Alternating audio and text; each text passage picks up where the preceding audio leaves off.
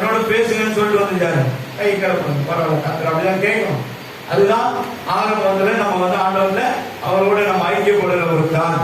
ஒரு புதிய புதிய காரியங்களை கத்துக்கும் போது ஆண்டவன் பாடுறது எவ்வளவு சொல்லி கொடுத்து பாருங்க. இன்னொன்னு இருக்குப்பா, அங்க எனக்கு தெரியாதுப்பா, உங்களுக்கு தெரியும், எனக்கு காட்டுங்க. இன்னும் அவர்கிட்ட கேட்டு கேட்டு கேட்டு கேட்டு இது வரைக்கும் 350 மெசேஜ் வால்யூம் 1 to 6 ஒரு 300 மெசேஜ் ஒரு பயன் பண்ணி நம்ம வச்சிருக்கோம். ஆனா அதுக்கப்புறம் கர்த்தர் கொடுத்துனே இருக்கிறார், நான் எழுதினே இருக்கிறேன். ஒரு 50 மெசேஜ் கம்ப்ளீட் ஆயிடுச்சு. இந்த வருஷத்துல ஒரு முறையா 2-3 கொடுப்பாரு. அப்படியே நோட்ஸ் பண்ணி எழுதி வச்சுட்டே வருவேன். ஆனா ஒரு நாளைக்கு உட்கார வச்சு 2 மெசேஜ் 3 மெசேஜ் எழுதுறதுக்கு அந்த நேரத்தை நமக்கு ஒதுக்கி கொடுப்பாங்க. அவரு நேசிக்கிறார். என்ன அதை காட்டி நான் அதிகமாக நேசிக்கிறேன்னு ஒரு பிரியம் வைத்து கீழே கத்துவாங்க. ஏன்னா மணி 12 மாத்திரை போடணுங்க, இதோ வந்துடுறேன் கொஞ்ச நேரத்தில் வரவேன். ஆனா அவ்வளவு சீக்கிரம் எனக்கு போக மாட்டேன். அவருக்கு விட்டாதான் நான் இறங்கி கீழே போறேன். கர்த்தர் நாம் சொல்றாங்க, தேவனோட ஐக்கியமா இருக்கும். எனக்கு கர்த்தரோடு சஞ்சரித்தான் இல்லையா? அப்போ தேவன் மனுஷனதான் தேடி வந்தார். ஆதாமை தேடி வந்தார், யோனாவை தேடி போனார், எரேமியாவை தேடி போனார், எசேக்கியேலை தேடி போனார். முன்னே என்னையும் தேடி வராரா? கண்டிப்பா வருவார், கண்டிப்பா வருவார். நம்ம தான் என்ன பண்றோம்? அதிகாலையில என் பிரியமே உத்தமே கூப்பிடாரா இல்லையா? எங்க பார்த்தோம்? உன்னத போட்ட 5ஆம் அதிகாரம் எடுத்து வாசிக்கணும். கதவை தட்டுறாரு, கதவை தர, நான் உங்களுடைய நேசர் வந்துடுறேன்றாரு. ஆனா கண் எப்படி இருக்குது? டைட்டா முடியுது, இன்னும் டைம் ஆகலன்னு. ஆனா இதயம் திறந்திருக்குது. ஐயோ ஜப்ப நேரம் வச்சேன், சரி இன்னும் கொஞ்ச நேரம் தூங்கலாம், இன்னும் கதவை தட்டி பார்த்துட்டு போயிடுவார். இருக்கு தெரிஞ்சா? எடுத்தீங்களா? நான் நித்திரை பண்ணினேன், என் இருதயமோ விழுந்து இருந்தது, என் நேசருடைய சத்தம் தட்டத்தை நான் நல்லா கேட்கிறேன். என் சகோதரியே, என் பிரியமே, என் புறாவே, என் உத்தமியே, கதவை திறக்க வீட்டு கதவை திறக்க வராரு. ஆனா நீங்க என்ன பண்றீங்க? பெட்ஷீட்டை போட்டு பெட்ஷீட் மேல கம்பளி போட்டு வேற ஏதாவதுமா எப்படியே தேடிட்டு வராரு. அப்போ பணியில மழையில நடந்துட்டு அவர் பாட்டு வராரு. தலையினால அந்த பனி துளிகள் அப்படி நிறைந்திருக்கிறது. இவ்வளவு கஷ்டப்பட்டு அவர் நம்மளை தேடிட்டு வராரு. ஆனா நம்ம என்ன பண்றோம்? அவங்க மனசாட்சி தான் தெரியும். எப்படி எப்படி இருக்கிறீங்கன்னு விழித்திருந்து செவிக்க ஆரம்பிக்கும். அப்பதான் தேவன் என்ன பண்ணாரு? எதுக்கு வராங்க? காலையில அந்த கிருபையினாலும் வரங்களினாலும் ஆண்டோட வார்த்தையின் அதிகாரத்தினாலும் உன்னை நிரப்பதாக வராரு, ஆசீர்வதிக்க தான் வராரு. அப்போ அந்த ஆசீர்வாதத்தை நம்ம என்ன பண்ணிடுறோம்? வீணாக்கி. சரி இருக்கட்டும், நீங்க கர்த்தரை எந்த அளவுக்கு அவரோட ஐக்கியமா இருக்கிறீங்களோ அந்த அளவுக்கு அவரோட ஐக்கியமா இருப்பார். சரி, கண்ணில மூடுவோம். உமக்கு பிரியமானதை செய்ய எனக்கு கற்று தாரும் தெய்வமே. உமக்கு பிரியமானதை செய்ய எனக்கு கற்று தாரும் தெய்வமே. நீரே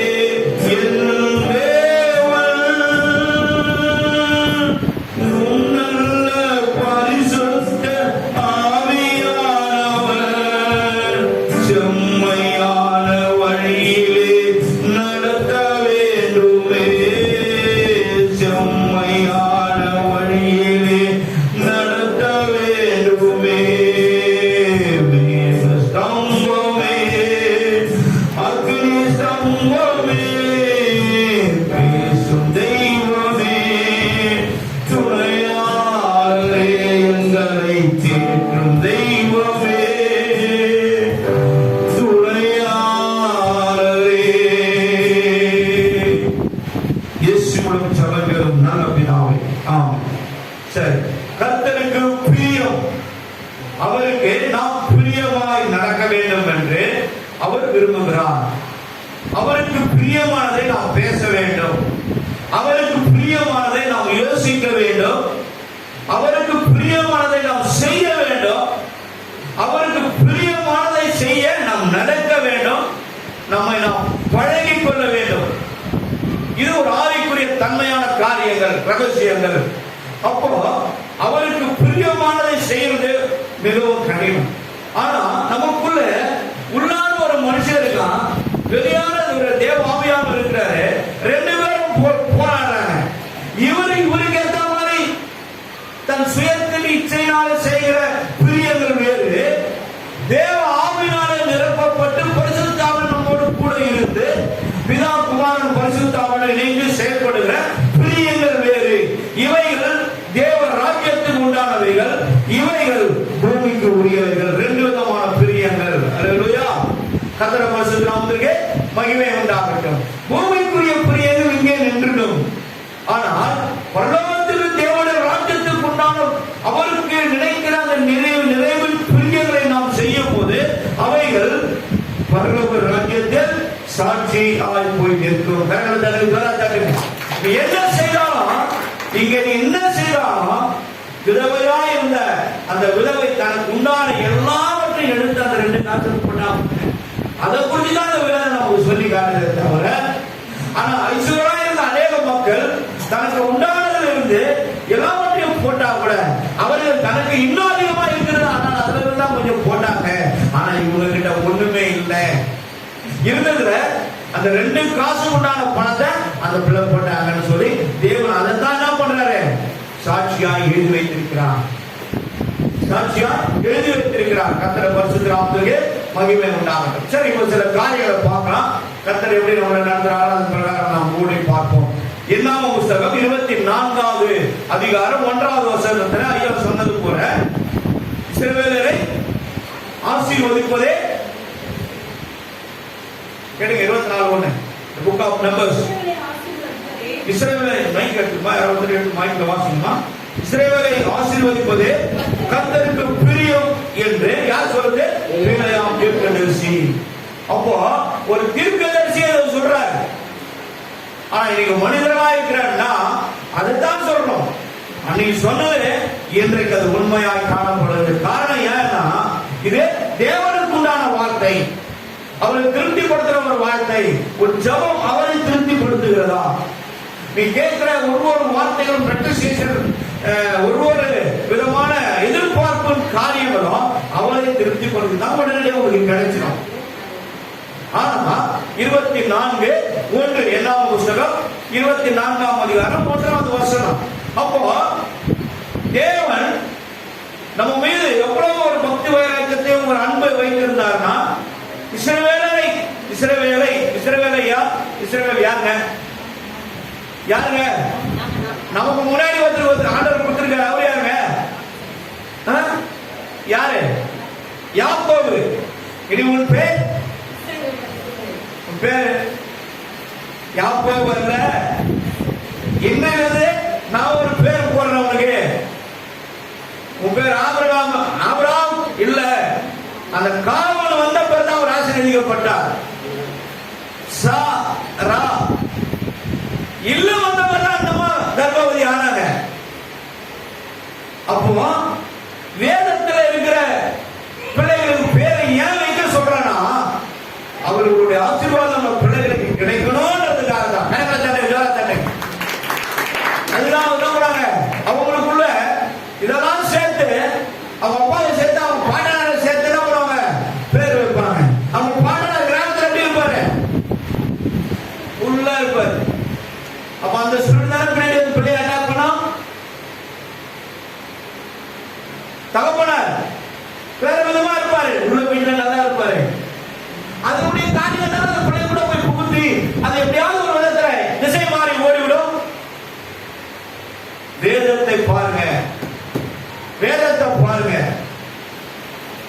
தேவனுடைய பெயர்களை நீங்கள் பரிசுத்தமான மாட்டீர்களே, பெயர்களை நீங்கள் வைப்பீர்கள் என்றால் கண்டிப்பாக அந்த பேருக்கேற்ற ஆவியை தேவன் அந்த பிள்ளைகளுக்குள்ள கொடுத்து அந்த பிள்ளைகளை தன் கரத்தில் எடுத்து உயர்த்தி காட்டி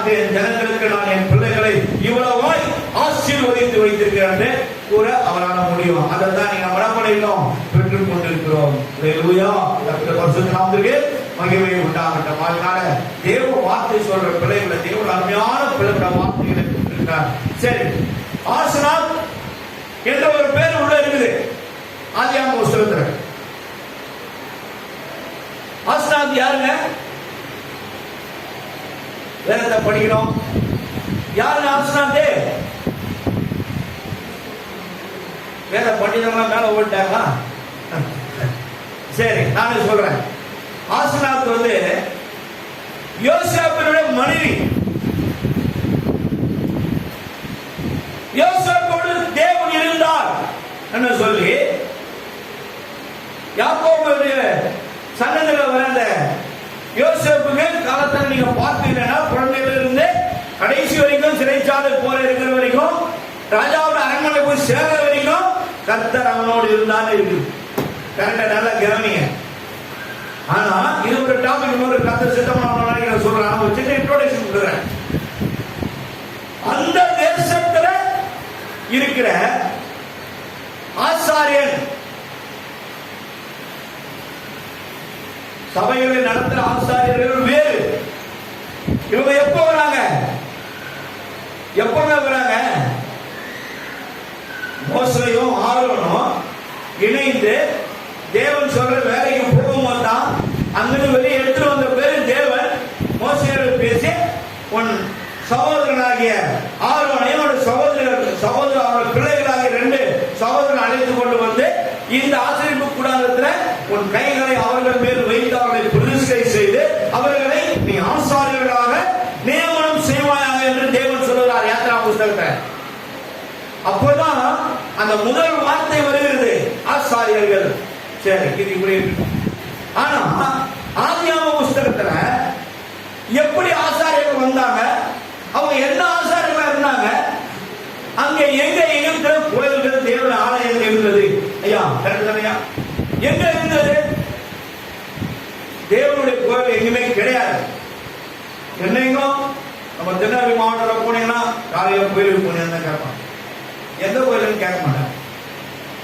ஆனா சென்னையில் அது ஒரு ஸ்டேட் ஆகி சத்திய போனியா நான் தேர் என்ன காணமணி அந்த அம்மா நீக்கும் அந்த இடத்துல நான் வந்து எங்க போனேன் அதை காணணும் கேட்கறோம் இல்லையா? டீ குடிக்கிற டீ கடை நாங்கள் நின்று தானே வரோம், உங்களை காணுமே ஏன் வரல நீ சர்ச்சை விசாரிக்கிறாரியா?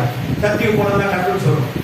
ஆனா அங்க எகிப்து தேசத்துல அநேக விதமான விக்கிரக கோயில்கள் இருந்தது. அதுல ஆசாரியர் இருந்தார், அவங்க தகப்பனாரு. அவருடைய மகளை எகிப்தின் ராஜாவாகிய பார்வோன் செலக்ட் பண்ணி யோசேப்புவே மனைவியாக்கி கொடுத்தார். நான் என்ன கேட்கிறேன், என்னுடைய புராணம் கொஞ்சம் தான். தேவன் எப்படி அனுமதித்தார்? சரி, இதை விட்டுடுங்க. இது 2 பாயிண்ட் நான் உங்களுக்கு சொல்லியிருக்கிறேன்.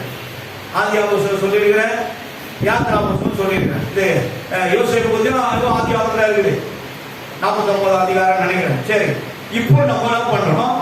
என்ன புத்தகத்துல 24:1 வரும், இஸ்ரவேலை ஆசீர்வதிப்பதே பிரியம். இஸ்ரவேல் என்று அவர் பெயர் கொடுக்கப்பட்டதுனால முழு தேசத்தின் இஸ்ரவேல் தேசமும் இன்றைக்கு இஸ்ரவேல் தேசம் காணாம போயிடுச்சு. யுத்தத்துல தரைமட்டமாக்கி நொறுக்கி போட்டார்கள் அரேபிய தேசத்தின் ஜனங்கள். எல்லா கண்ட்ரிஸும் உணர்ந்தது, மேப்ல உலக வரலாறு இல்லாம போயிடுச்சு. ஆனா இங்கிலாந்து தேசம் தான் எல்லா தேசத்திற்கும் உயர்ந்த ஒரு தேசமாய் காணப்பட்டது. அங்கே இருந்த அந்த விக்டோரியா மகாராணி என்ற இங்கிலாந்து தேசத்து இளவரசி தன்னுடைய சயின்டிஸ்ட்ல ஒரு மகனை தேசத்துல ஒரு மனிதரை தேடிக்கொண்டிருந்தார்கள். அப்ப இஸ்ரேல் தேசத்திலிருந்து பிரிந்து போனவர்கள் பல தேசங்களுக்கு கடந்து போனார்கள். அப்ப அந்த தேசத்துல ஒரு பிசிக்ஸ் வாத்தியாரா இருந்த ஆசிரியரா இருந்த ஒரு யூத மனுஷர் பல கண்டுபிடிப்புகளை வீட்டிலேயே ஆராய்ச்சி பண்ணி கொண்டு இருக்கும் போது, நம்ம வீட்டுல ஏதாவது சோளம் சாப்பிடும் பார்த்தீங்களா? சோளம், அந்த சோளத்துல இருந்து ஒரு வெடிப்பொருளை கண்டுபிடித்து அந்த வெடிப்பொருளை மிகவும் சக்தி வாய்ந்ததாய் அதை மாற்றி அந்த விக்டோரியா மகாராணி அம்மா கிட்ட நீங்க நடத்த போற இந்த யுத்தத்தில் இதை பயன்படுத்துவீர்கள் என்றால் இங்கிலாந்து தேசத்திற்கும் பல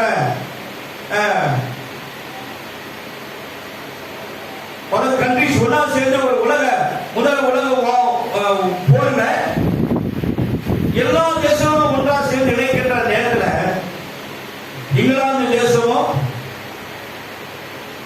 இந்த பக்கம் இருக்கிற America, Russia, France, London, Italy எல்லாம் ஒன்னா சேர்ந்து நிற்கிறாங்க. அப்படி இருக்கிற தேசத்துக்கு விரோதமா ஒரு பாம்பை கண்டுபிடிச்சு அது வெடி மருந்து ஆக்கி நீங்க பிளைட்ல வச்சு அடிச்சீங்கன்னா எல்லாம் தரமட்டம் ஆகிடுவாங்கன்னு சொல்லி அதை அந்த மாதிரி அவர் செய்து காட்டி அதை டெஸ்ட் பண்ணி பார்த்து அவர் என்ன பண்ணாரு, அதே மாதிரி போயிட்டு அவங்க என்ன பண்ணாங்க, ஜெயிச்சிட்டாங்க. அவர் கூப்பிட்டு யோசேப்பு மாதிரி கூப்பிட்டு அவங்க கேட்ட ஒரே கேள்வி, உனக்கு என்ன வேணும், அதை நான் செய்றேன். ஆனா எல்லா தேசத்திற்கும் உயர்ந்த ஸ்தானத்தில் இருக்கிற இங்கிலாந்து தேசம் பிரிட்டிஷ் கவர்மெண்ட் அவங்க தான் நமக்கு என்ன கொடுத்தாங்க, சுதந்திரம் கொடுத்துட்டு போறாங்க.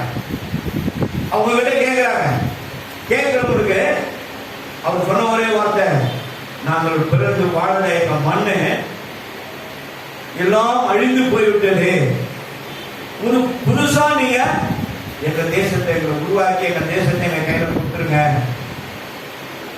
யூதன் வந்து அந்த அம்மாவில தெய்வமா கேட்கிறான். அப்ப உருவாக்கப்பட்டதுதான் அந்த இஸ்ரேல் தேசம், இஸ்ரேல் பட்டணம்.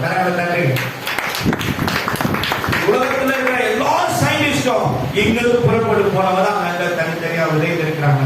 2000 மேலான கழிவுகள் எருசலேம் தேசத்தின் பட்டணத்துக்கு மேல சுற்றி திரிய ஆரம்பிக்கும். அந்த நாள் எல்லா யூத ஜனங்களும் ஒன்றாக இஸ்ரேல் தேசத்தை நோக்கி பயணம் வந்து சேர்வார்கள். அன்றைக்கு இயேசு கிறிஸ்து வெளிப்படுற நாளா இருக்கும் என்று வேத பண்டிதர்கள் சொல்லியிருக்கிறார்கள். சில காரியங்கள் இந்த வசனத்திலும் வெளிப்படுத்தப்பட்டு இருக்கிறது, கர்த்தருடைய வேதத்தில் எழுதப்பட்டிருக்கிறது. அதனால இதெல்லாம் எதுக்கு சொல்றேன்னா நீங்கள் தெரிந்து கொள்ள வேண்டும். இன்றைக்கு ஒரு புதிய வகை ஒமேக்ரானுக்கு அப்புறம் ஒரு மனுஷனை ஒரு வியாதி என்ன பண்ண கண்டுபிடிச்சிருக்காங்கன்னா அந்த இஸ்ரேல் தேசத்துல இருக்கிற சயின்டிஸ்ட் தான் கண்டுபிடிச்சாங்க. நம்பர் 1 சயின்டிஸ்ட் எங்க இருக்கிறாங்கன்னா இஸ்ரேல் தேசத்துல இருக்காங்க. இந்த சொன்னா இஸ்ரேல், அந்த இஸ்ரேலுடைய தலைமை கிழங்கமா இருக்கிற அந்த எருசலேம் தேசத்துல கண்டுபிடிச்சிருக்காங்க. ஒமேக்ரான். இந்த பக்கம் இன்னும் என்ன வருதுன்னா டெலிகிராம் என்ற ஒரு வேர்டுல ஈப்ரு பாஷையில அவங்க அதுக்கு பேர் வச்சிருக்காங்க. இது யார் கண்டுபிடிச்சது? இஸ்ரேல். விசேஷித்த ஆவி படைத்த மனிதர்கள் தான் நம்ப அப்படிப்பட்ட ஒரு அபிஷேகம் யாருக்கும் கிடைக்காத ஒரு அபிஷேகத்தை நமக்கு தேவன் நமக்கு கொடுத்திருக்கிறார். அப்போ நம்ம யாருங்க? அநேகருக்கு ஆசீர்வதிக்கப்பட்டவர்கள். நம்மளால அநேகர் ஆசீர்வதிக்கப்படணும். அப்பதான் தேவாவி நம்முடைய இருக்குதுன்னு அந்த நிச்சயத்தை நம்முடைய காண முடியும். சரி, அப்போ இஸ்ரவேலரை ஆசீர்வதிப்பதே கர்த்தருக்கு பிரியம். எந்த நாட்டில் தான் நீ ஆசீர்வதிக்கப்படுவார்? ஏன்னா அவருடைய தேவனுடைய பெயரை வைத்திருக்கிறோம். இன்று முதல் பேர் யாக்கோபு அல்ல. யாக்கோபு என்ன தெரியுமா? அது அர்த்தம் எத்தன், திருடன், ஏமாற்றுக்காரன். அப்பாவை ஏமாத்திட்டான், அண்ணனை ஏமாத்திட்டான், எல்லாரும் ஏமாத்திட்டா போனா. ஆனா கர்த்தருடைய கரம் அவங்களோட இருந்தது. கர்த்தருடைய கரம் அவங்களோட இருந்தது. அதனால்தான் தேவன் சொல்றாரு வேதத்துல, ஓசியாவை பார்க்கிறோம், பல புத்தகங்களை பார்க்கிறோம், எபிரேயர்களை பார்க்கிறோம். என்ன போட்டிருக்காருன்னா, மூத்தவன் இளையவனுக்கு ஊழியம் செய்வான். அதான் அந்த வார்த்தை. ஏசா யாக்கோபுக்கு ஊழியம் செய்வான், அடங்கி இருப்பான். அதனால தான் பாருங்க, எல்லா குடும்பத்திலையும் அண்ணன் தம்பி இருந்தா கூட அண்ணன் கொஞ்சம் எப்படி இருப்பாரு? அடக்கமா தான் இருப்பாரு. தம்பி போயிட்டே இருப்பாரு. உண்மையா பொய்யாது? உண்மையா பொய்யா? கரகா தட்டுங்க, ஜோரா தட்டுங்க, உணர்ந்து இப்படி தட்டுவீங்களா? ஜோரா தட்டுங்க, வெயிட்டா தட்டுங்க. ஆகினால அண்ணன் எப்படி இருப்பாரு? கொஞ்சம் அன்னைக்கு அடக்கமா பார்த்தாங்க. எவ்வளவு நம்ம படிக்கலாம், ஐட்டம் குறைவு பேச்சுல இருக்கலாம். ஒருவேளை இன்கம்ல ப்ராப்பர்ட்டியில ரொம்ப டாப்ல இருக்கலாம். தம்பி ஒண்ணு இல்லைன்னா கூட கர்த்தருடைய ஆசீர்வாதம் அவன் மேல இருக்குது. ஆகையினால் அவன் தான் ஆசீர்வதிக்கப்படுவான். நம்ம அப்பா கேட்கிறாரு, யாக்கோபு என்ன கேட்கிறாரு? மனம் போய் நிற்பான். எப்பா உங்ககிட்ட என்ன ஆசீர்வதிக்க ஒரு ஆசீர்வாதம் கூட இல்லையா?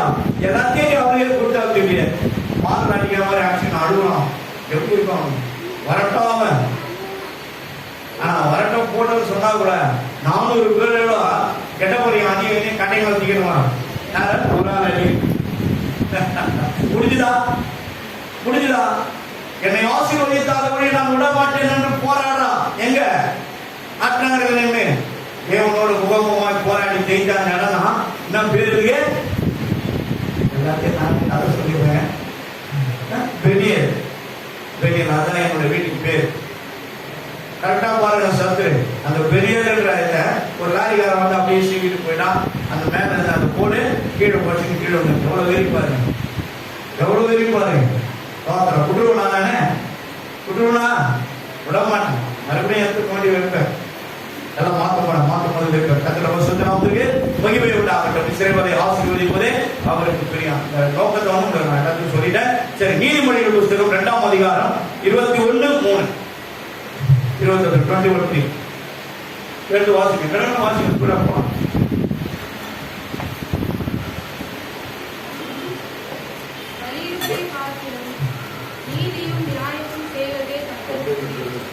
என்ன நீதியும் நியாயமும் செய்வது. அப்ப பாருங்க, நம்ம இருக்கிறோமா? நீதியும் நியாயம். நியாயத்துல இருந்து என்ன பண்ணுவது? கொஞ்சம் கூட எப்படி அப்படி திரும்ப கூடாது. நம்ம எப்படி இருக்கணும்? பழைய காலத்துல ஆல் இந்தியா ரேடியோ பாத்துறீங்களா? வீட்டுல எல்லாம் ரேடியோ போட்டி இருக்குமே. என்ன பெட்டி வந்து ரொம்ப ஃபேமஸ் சொல்லுங்க பார்க்கலாம்.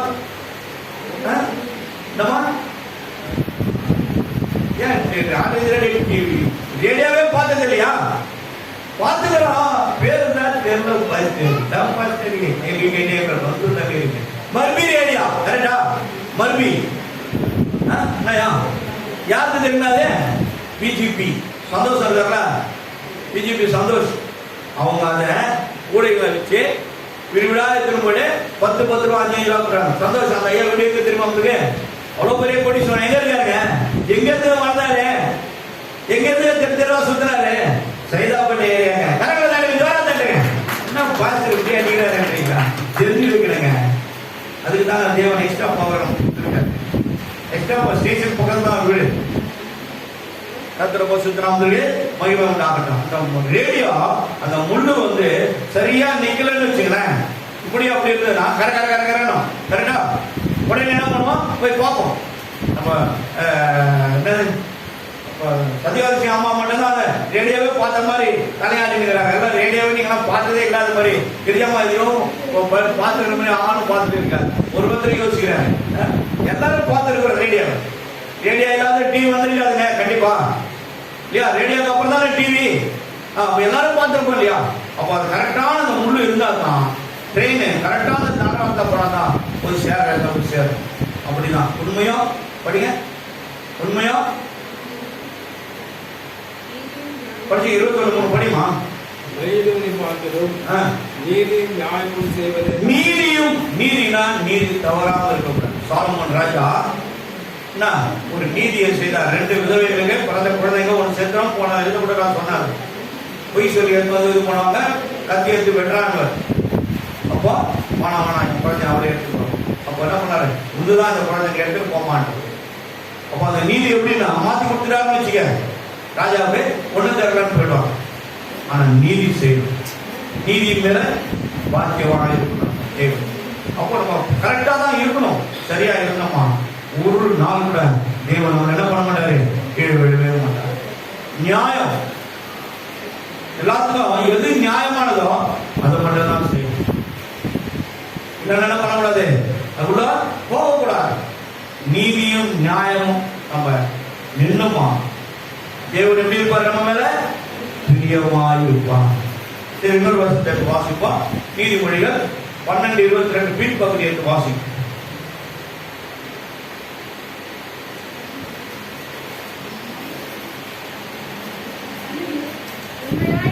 உண்மையாய் நடக்கிறவர்களோ அவருக்கு பிரியம். உண்மையாய் நடக்கிறவர்களோ அவருக்கு பிரியம்.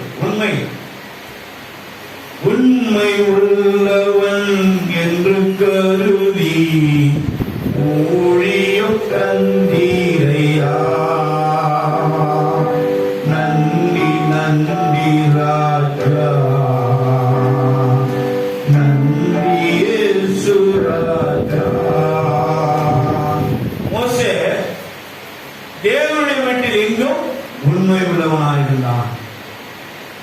புத்தகம் என்ன புத்தகம் 12 படிச்சு பாருங்க. அங்க என் வீட்டில் மோசே நீங்க நினைப்பவன் போல அல்ல, என் வீட்டில் எங்கும் அவன் உண்மை உள்ளவனாக இருந்தான். நான் அனுதினமும் அவனோட முகமுகமாய் பேசிக் கொண்டிருக்கிறேன் என்று சொல்லி கர்த்தர் அவனை குறித்து சாட்சி சொல்றார். அப்படிப்பட்ட நம்ம ஜபத்துல அவரை காண்கிறவர்களாய் நாம் இருக்க வேண்டும். சில நேரத்தில் நான் உட்காந்து நான் பாட்டுக்கு ஜெபித்து கொண்டே இருப்பேன். நான் ஜெபிப்பேன் டைம் போறதே தெரியாது. 1.5 2 மணி நேரம் ஜெபம் பண்ணே இருப்பேன். என் வீட்டுக்காரமா இப்போ சின்ன பையனை சீக்கிரம் அனுப்பணும், கரெக்டா 6:30 அவருக்கு மீன் கேட்டு கேப். அதுக்காக அடுப்பான எடுத்துட்டு வந்தா ஜெபம் இருக்குமா? எப்படி கையை பிடிச்சி ஜெபம் எடுக்குது? உட்காருமா 1/2 மணி நேரம் கழிச்சு வாமா பார்க்கலாம. அதுக்குள்ளே நான் போய் படுத்துறேன். அப்புறம் ஜெபம்னாது அன்னைக்கு ஜெபம்னாது தேஞ்சு போயிட்டு சொல்லுவேன். அதுக்கப்புறமா அது மேல போய் கொஞ்ச நேரம் உட்காந்து செவி. நான் சொல்லி கொடுத்த காரியமே முதல்ல அந்த அம்மாவுக்கு ஜெபம். நீ எந்த சபையில வேணா இருக்கலாம், எங்க வேணா இருக்கலாம், பெரிய கத்தரோடு நடக்கிற ஒரு தேவ மனுஷன் கூட இருக்கலாம். விசுவாசி எப்படி இருக்கணும்? அவரே போராடி இருக்கும். சாம் சுந்தரையாவை பார்த்தோம், சுந்தரையாவை பார்த்தோம். நீ எந்த பட்சத்தை வேணா பாரு, யார பார்த்தாலும் உனக்குள்ள ஜெப ஆவி இருக்குதா? வசனத்தை வைத்து ஜெபிக்க ஆரம்பி. வசனத்தை வைத்து நம்ம ஜெபிக்க ஆரம்பிக்கும். அந்த ஜெபம் காலையில கூட கர்த்தரை வெளிப்படுத்துற இந்த மரண கட்டுகளை அருளுக்கும் ஆண்டவர் என்ற தலைப்புல என்ன பண்ணார்? அநேக வார்த்தைகளை, ஒரு 7 விதமான வார்த்தைகளை சொல்லி அந்த பெண்ணு மேல இறங்கட்ட இயேசு நாமத்தில் சொல்லி அமாவாசை சொன்னா அந்த 2 நாள் அப்படியே முன்னேங்கி போய் படுத்து கொண்டு மற்ற நேரத்தில் அப்படியே ஃப்ரீயா இருக்கு. இந்த 2-3 நாளுக்கு அந்த பிள்ளையார் என்ன பண்ண தாங்க முடியவில்லை. ஆனாலும் நான் என் மனைவிக்கு அப்படின்னு போய் பார்த்து சந்தித்தோம். அந்த பிள்ளைக்கு அவ்வளவு சந்தோஷம்.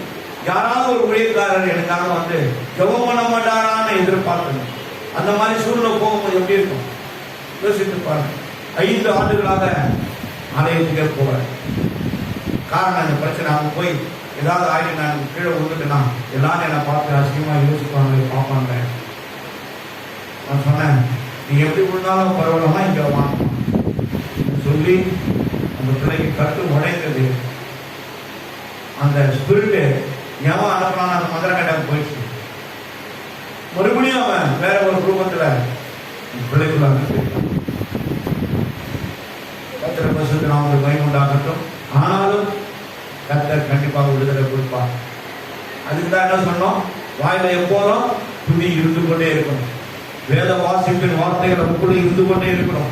இது 2 சேர்ந்து உள்ளுக்குள்ள இருந்ததுன்னா கிட்ட வர முடியும். ஐயோ நான் உள்ள போனா எரிஞ்சிருவேன், ஓடிடும், வராது. அப்ப நமக்குள்ள என்ன இருக்கணும்? உண்மையா இருந்தா உண்மையாய் அவரை தேடும் யாவருக்கும் இயேசு அற்புதரே.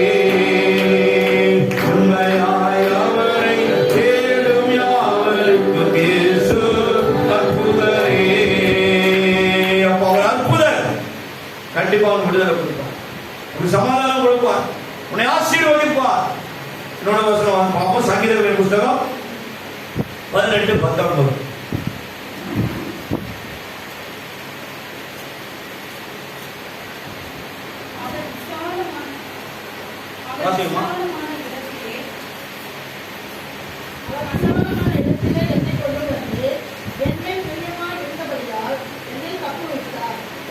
என் மேல் அவர் பிரியமா இருந்தபடினால தப்பு வைப்பார். நான் பிரியனால ஒரு மனுஷனா இருக்கேன்னா என்னை மேல அவர் எப்படி பிரிய நேசத்தை செலுத்துவாரு?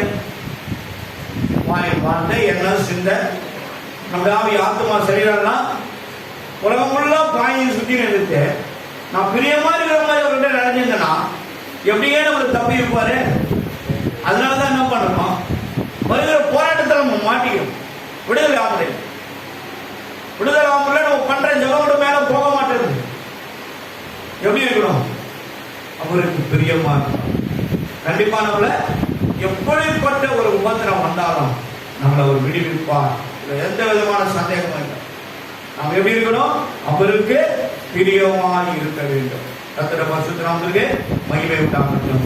அதே போல 2 சாமுவேல் புத்தகம் 22வது அதிகாரம் 20வது வசனத்தை வாசி.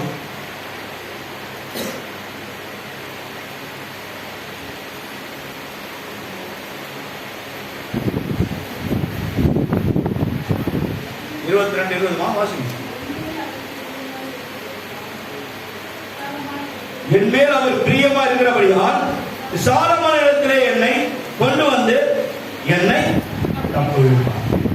எங்க எடுத்து போவாரு? விசாலமான இடம். எத்தனை கிலோமீட்டர் தெரியாது, எவ்வளவு பெரிய பில்டிங்னே தெரியாது, எத்தனை கார் இருக்கான்னு தெரியாது, எத்தனை வீடு வாட்ச்மேன் செக்யூரிட்டி இருப்பாங்க தெரியாது. விசாலமான இடம். நீ எதிர்பார்க்காத ஒரு ஆசீர்வாதத்துக்கு மேல கொண்டு போய் நான் வைப்பேன். அங்க கூட சொல்றாரு பாருங்க, உன்னை வைத்து என்னை தப்புவிக்கும் வல்லமை உள்ளவனா இருந்தான். தேவன் நம்மை ஆசீர்வதிக்கிற தேவன். விசாலமான இடம். என்னன்னே சொல்ல முடியாது. அந்த அளவுக்கு அவ்வளவும் பிராஸ்பரிட்டிகள். என்ன சொல்றதுன்னா காணான்னு சொன்னான். வெளியே சொல்றோம், எரிகோ படத்தை வடிச்சு உள்ள போனாதான் அவங்க கதை தெரிஞ்சுது. அது வரைக்கும் ஆண்டவர் வெளியே என்ன சொல்லியிருக்கிறாரு? பாலும் தேனும் ஓடுகிற தேசம், பாலும் தேனும் ஓடுகிற தேசம். முதல் 2 பேர் போயிட்டு வந்தாங்க. ஐயோ, அவர்கள் அரண்கரை போல இருப்பார்கள், நாம் அங்கே போனா நம்ம அவ்வளவுதான் நசுக்கி போடுறாங்க, பிரெட் சாப்பிட்ற மாதிரி சாப்பிட்டு போடுவாங்க. ஒரு பக்கம் இத்தனை உயரம் இருக்காங்க, இப்படி இருக்காங்க, அப்படி இருக்காங்க, பயந்து போய் வந்துட்டாங்க. ஆனா மறுபடியும் அனுப்புறாரு. காலைக்கு யோசனை போய் பாலும் தேனும் ஓடுகிற தேசம் தேசமாகவே இருக்குது. அதுக்காக தான் நான் என்ன பண்ணோம், 2 பேரும் நாங்க எடுத்துட்டு போன 2 அந்த ஒரு பொம்பளை ஒருத்தர் தோல்ல பின்னாடி ஒருத்தர் தோல்ல என்ன பண்ணாங்க, 6 வயசு ஒரே ஒரு கொலைய திராட்சை கொலைய தன் தோல்ல அந்த கோல் நடுவுல மாட்டி என்ன பண்றாங்க, தூக்கிட்டு வராங்க. அவங்க வந்து என்ன பண்றாங்க, அந்த ஜனங்களுக்கெல்லாம் காட்டுறாங்க. இப்படிதான் ஆசீர்வதிக்கப்பட்ட தேசமா இருக்கிறது. பாலும் தேனும் ஓடுகிற தேசம், விசாலம் தேசத்துல நான் உன்னை வைத்து அழகு பார்ப்பேன். அதை ஒருத்தர் தொட முடியாது, டச் பண்ண முடியாது. நான் அந்த இடத்துல நான் உன்னை தப்பி வைத்து வாழ வைப்பேன் என்று சொல்லி ஆசீர்வதிப்பேன் என்று சொல்லி தேவன் சொல்லுகிறார். கர்த்தருடைய பரிசுத்த நாமத்திற்கு மகிமை உண்டாகட்டும். சங்கீதங்கள் 143:10 என்று வாசிப்போம். வசனங்களை நல்லா எழுதி வச்சுங்க, வீட்டிலே போய் பாருங்க. கர்த்தருக்கு பிரியமானவர் எதுல என்னென்ன காரியத்தில் இருக்கிறோம், எது எதுல இல்ல, இடத்தை பார்த்து நீங்க என்ன பண்ணணும், கொஞ்சம் ஆராய்ச்சி பண்ணி பார்க்கணும். வீட்டுல நீங்க கொஞ்சம் பார்த்தீங்கன்னா உங்களுக்கும் கொஞ்சம் தெரியும். 143:10 அப்படி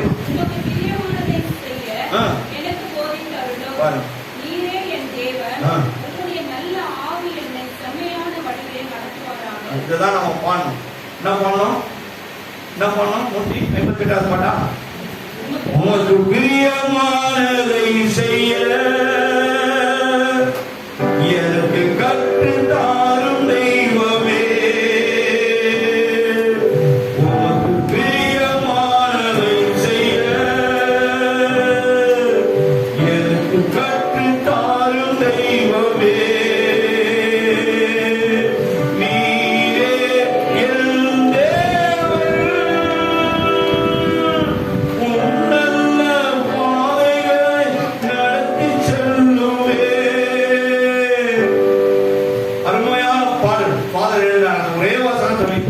எழுதப்பட்டவைகள் தான் அவைகள். அந்த வசனத்தை நான் படிக்கிறேன். உமக்கு பிரியமானதை செய்ய எனக்கு போதி தருளும். நீரே என் தேவன், உம்முடைய நல்ல ஆவியை எனக்கு செம்மையான வழியில நடத்துவாராக. அப்போ அவன் தேவ ஆவி நமக்குள்ள இருந்ததுன்னா என்ன பண்ண மாட்டேன், ட்ராக் மாற மாட்டேன். அங்கே இங்க உன் ட்ராக் எப்படி இருக்கும், தேவனை சார்ந்து இருக்கும். நல்ல உயர்ந்த ஆசீர்வாதமான காரியங்களுக்குள்ள கடந்து போகும்.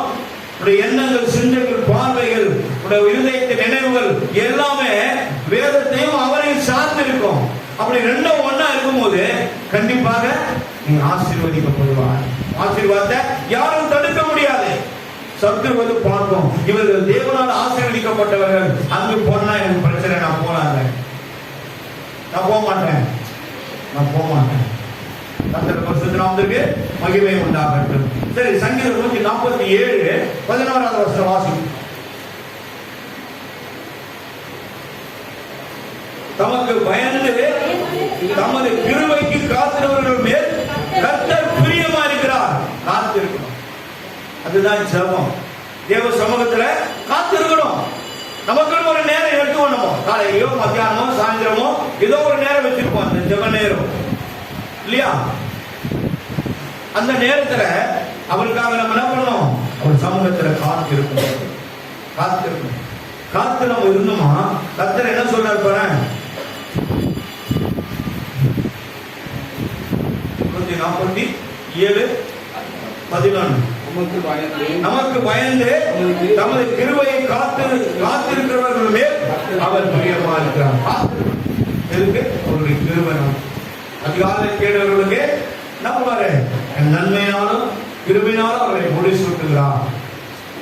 அதிகாலை தேடுவதற்கு தேவன் சகாயரா இருக்கிறார். நீங்க தேவையான கிருபைகளை அவர் தராங்க. அப்போ தேவன் காலையில என்ன பண்ணோம்? அதிகாலையில நிறைய பேருக்குன்னா 6 மணி தான் அதிகாலை. 5 மணிக்கு மேல எழுந்துட்டு 5 மணிக்கு வாயில குடிச்சு வந்து ஒன்றும் வேலைக்கு ஆகாது. 5 மணிக்கு முன்னாடி ஒரு தபத்தை முடிச்சுட்டு எத்தனை மணிக்கு எழுந்தணும்? இரவெல்லாம் ஜெபித்தான் யாக்கோபு. அதனாலதான் அவன் அந்த வார்த்தை, நீங்க பேர் யாக்கோபு அல்ல, பேர் என்ன? இஸ்ரவேல். இஸ்ரவேலன் என்ற பேர். சில இடத்துல பாத்தீங்கன்னா வேதத்துல ஆபிரகாம், ஈசாக்கு, இஸ்ரவேல் பாத்துறீங்களா? வேதத்துல பாத்துறீங்களா? நான் ரொம்ப ஆச்சரியப்படுவேன், சந்தோஷப்படுவேன். வார்த்தையை கூட அவர் பேரை வச்சு எழுதுறாரு ஆண்டவர். ஆபிரகாம், ஈசாக்கு, யாக்கோபுன்னு பதில் யாக்கோபுன்னு எழுதாத, இஸ்ரவேல்னு எழுதுறாரு. கிருபையை அதிகாலையில் நம்ம என்ன பண்ண அவர்கிட்ட பெற்றுக்கொள்ள வேண்டும்.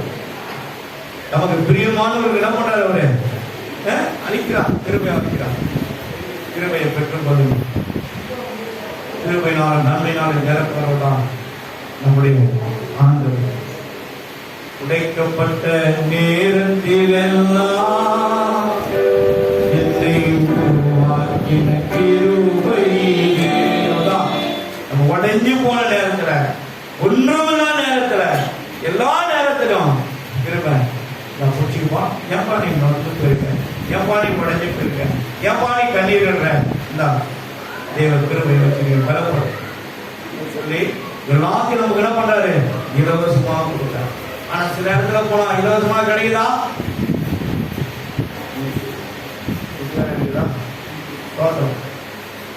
இல்லைன்னா சொல்லிடுறேன், ஏதாவது நீங்க இருந்து போட்டாதான்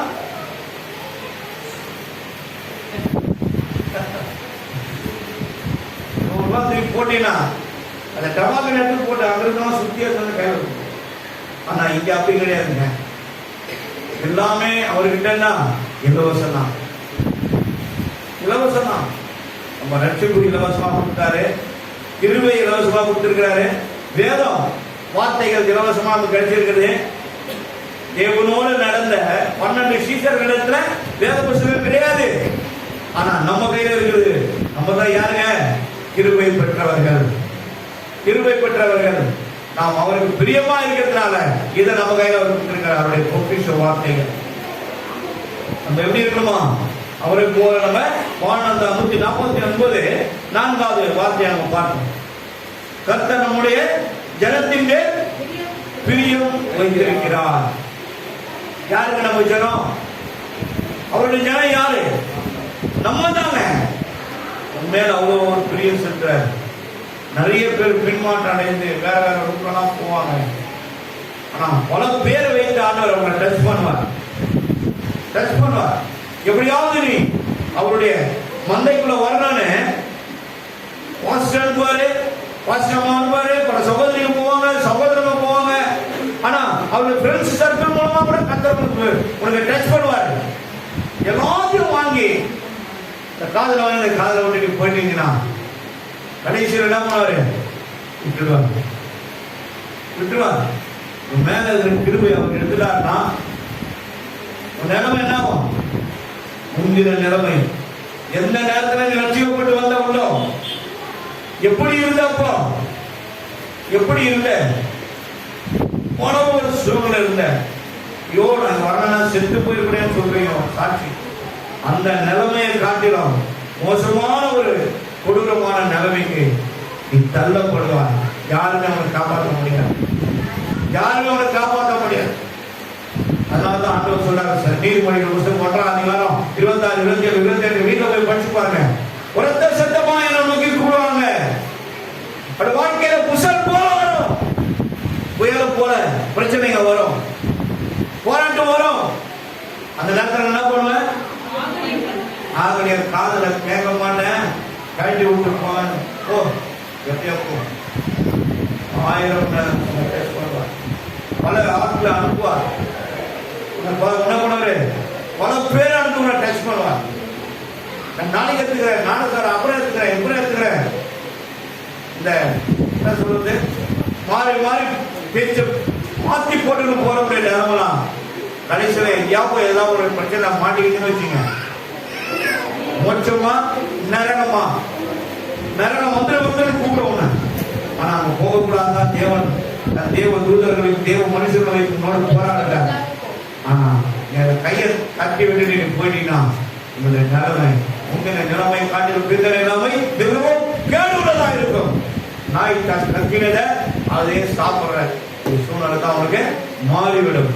சரி, இப்போ ஒரு காரியத்தை நம்ம பார்க்க போறோம். 2 கொரிந்தியர் புத்தகம்,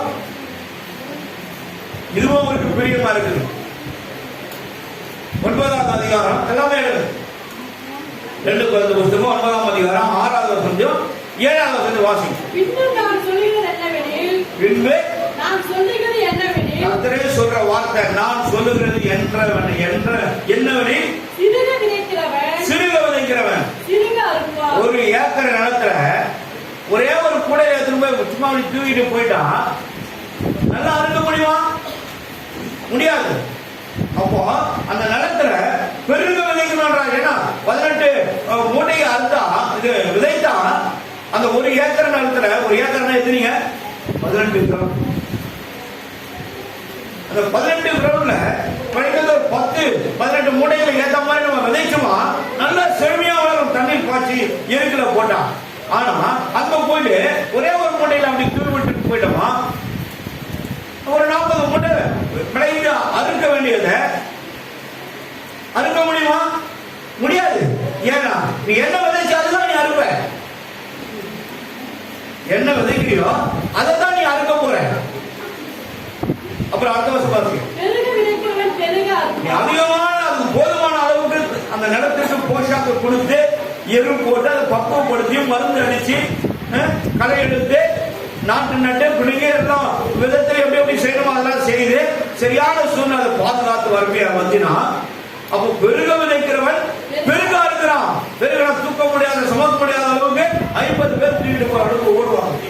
வரப்போமான ஓடுறவங்க பார்த்தீங்கன்னா வெயிட்டு தூக்கிட்டு அவ்வளவு வெயிட் இருக்கும். ஒரே ஒரு அம்மா தான் தலையாடுறாங்க. நீங்க வயலே பார்க்காத மாதிரி இருக்கீங்க, வாங்க எடுத்து போய் காட்டுறேன். பார்க்கறதுக்கு போலாம், ஒரு நாளைக்கு லாரி பிடிச்சிட்டு போலாம். சாப்பாடு அங்கே போட்டுருவாங்க, ஆளு இருக்குது. சமைச்சர் வீட்டு சொல்லிட்டா போதும், 4 கோடி அடிச்சு போட்டுருவாங்க. போயிடலாம் வாங்க ஒரு நாளைக்கு. பார்க்கறது வந்து பாருங்க, வயலை பாருங்க. பெரியப்பாளைய ரூட்ல போகும்போது பாருங்க, திருவள்ளூர் தாண்டிங்கன்னா ஃபுல்லா வயற்காடு தான். வந்து பாருங்க, வயலையே பார்க்கறத பார்த்ததே இல்லை, எனக்கு தெரியாது. நாங்க சென்னை வாசிங்க, வயல்வாசி இல்லைங்க. அப்படியே முழிக்கிறீங்க அப்படியே. சரி, அப்போ அதுக்கடுத்து பாருங்க, அவனவன் விசனமாயும் அல்ல, கட்டாயமாயும் அல்ல. நீங்க என்ன மனசுல நினைக்கிறீங்களோ அதன்படி கொடுக்க கடவான். உற்சாகமாய் தேவனுக்கு என்று கொடுக்கிறோன்ற இடத்தில் தேவன் பிரியமா இருக்கிறார். கரங்களை தட்டி ஜோரா தட்டி போகலாம். உற்சாகமாக கொடுக்கிற இடத்தில் தேவன் பிரியமா இருக்கிறார். நான் உற்சாகமா கொடுக்கிறேன், தேவன் என் மீது பிரியமா இருக்கிறார். பிரியமானவனே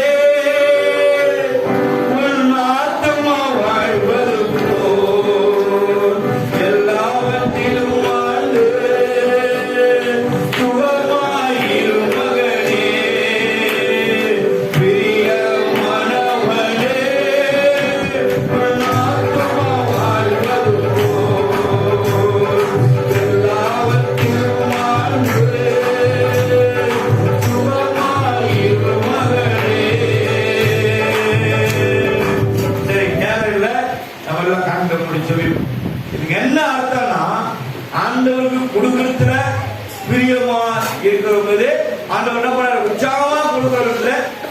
ஆண்டவர் பிரியமா இருக்கிறான். நான் கொடுக்கணும்னு நான் சொல்ல, வேதம் சொல்றதை நான் சொல்றேன். வேதத்தின் வார்த்தையை நான் உங்களுக்கு சொல்றேன்.